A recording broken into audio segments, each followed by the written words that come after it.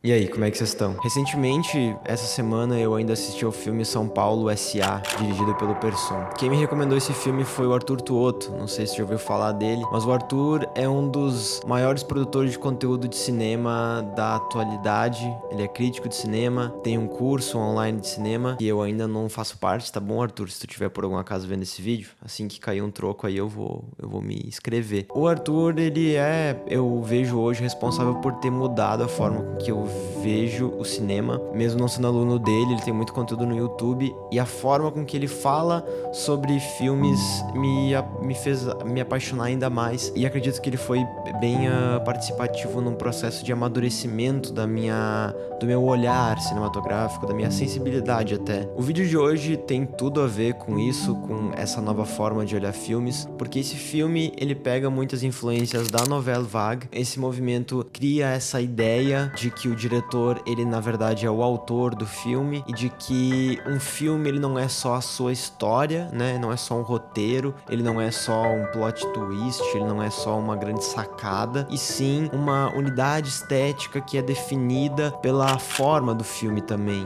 O diretor, ele tem em mãos a mise-en-scène, né? Que é aquilo que a gente coloca em cena, escolhe colocar, a iluminação, que faz parte da mise-en-scène, os movimentos de câmera, uma montagem não linear. Então esse movimento ele busca quebrar com essa tradição de Hollywood, né? Essa tradição da montagem dos filmes. E esse filme não é diferente. São Paulo S.A. é um filme muito forte, principalmente porque ele é uma tragédia urbana que, com uma maestria de escolhas formais, consegue transformar São Paulo quase que num personagem desse filme, né?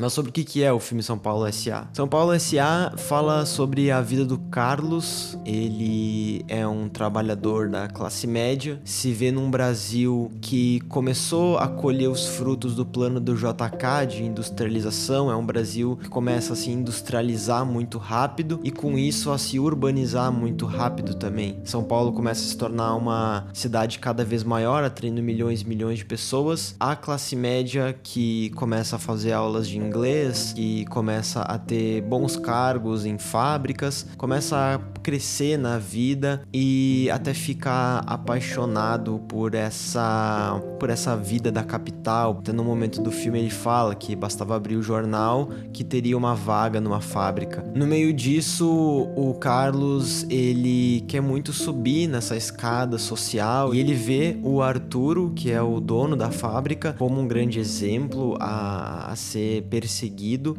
e não um exemplo moral ou pessoal, e sim um exemplo realmente de posses, né? Eu vejo que esse filme ele é uma tragédia acima de tudo, porque o Carlos vive uma vida super infeliz, ele não consegue manter essa família dele, afinal ele tem várias amantes. Talvez a relação mais doentia que ele tem seja com a cidade de São Paulo.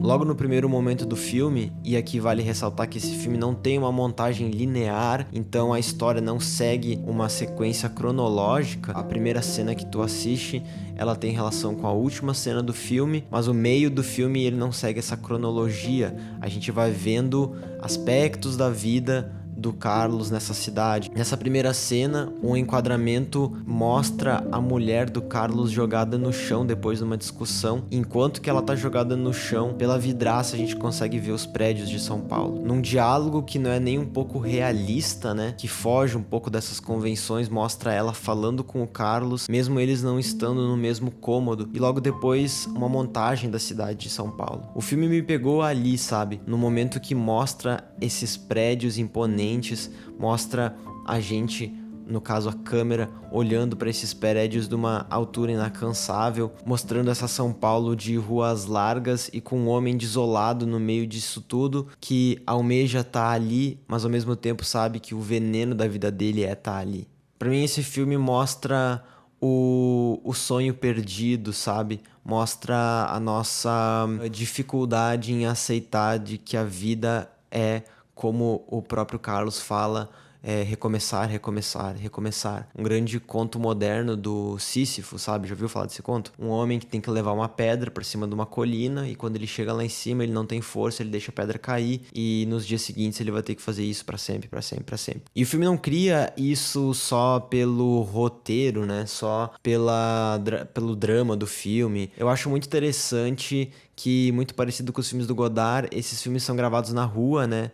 Então, quando tu tá em São Paulo, existe esse ar da cidade. As pessoas na rua ficam olhando pra câmera. O filme ele mostra isso pelas ruas cheias de pessoas, pela linha de produção da fábrica, né? Pelo estacionamento da fábrica cheia de carros. Eu super recomendo tu assistir esse filme, tem aqui no YouTube, não precisa baixar, não precisa assinar nenhum streaming, é só entrar no YouTube e assistir, é um filme de 1h40. É impossível não falar sobre isso, sobre esse preconceito que a gente tem com o filme brasileiro, tipo, esse filme é só um filme cult e eu não gosto de filme cult, ainda mais um filme cult brasileiro. Eu vou te dizer, eu não sou a pessoa que é o maior exemplo de consumidor de cinema brasileiro. Eu assisti pouquíssimos filmes brasileiros. Inclusive, esse é um dos meus objetivos desse ano, assistir mais o cinema nacional.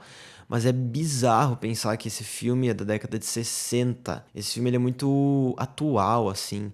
Tanto pela temática dele, né? Pelo ambiente urbano, esse recomeçar, recomeçar, recomeçar. Algo que eu esqueci de mencionar e que eu acho que é algo que torna esse filme um clássico, torna esse filme um filme bom de ser assistido até hoje, um filme forte até hoje, é que por mais que ele tenha se passado na década de 60, né? Um período em que era um ano após a ditadura, após a implementação da ditadura, quando esse filme foi lançado, em 65, né? Só que ele é um filme que não fala sobre isso. Não que ele seja um filme, tipo, ele não fala sobre isso, então ele tá fazendo uma propaganda. Eu acho que ele é um filme que ele é muito maior do que isso. Ele é um filme que fala sobre um problema humano, além de tudo, né? Um problema da forma que a gente significa as coisas, da nossa modernidade em que parece que as coisas não fazem mais sentido, todo mundo é nihilista, né? Ninguém acredita em nada. Então é um filme que perdura além desse panorama histórico. É um filme que ele é brasileiro e sim, mano, eu me senti muito nacionalista depois. E eu gosto muito desse sentimento. De acabar um filme e falar, mano, isso é Brasil, tá ligado? Lembrando, não esquece do like, tá? Eu esqueci de pedir no início do vídeo, mas se tu chegou até o final, eu sei que normalmente esses vídeos eles costumam ter uma entrega bem menor, então se tu quer que eu traga mais vídeos falando sobre filmes mais cults, né? Filmes renomados, comenta ali embaixo, porque eu gosto bastante de assistir, é uma prática um hábito que eu quero, me bati aqui, voltar a fazer, porque nada mais é do que um hábito mesmo, então eu me sentiria super incentivado, estimulado se tu desse um like, comentasse, mandasse para um amigo, se inscrevesse. Grande abraço e tchau.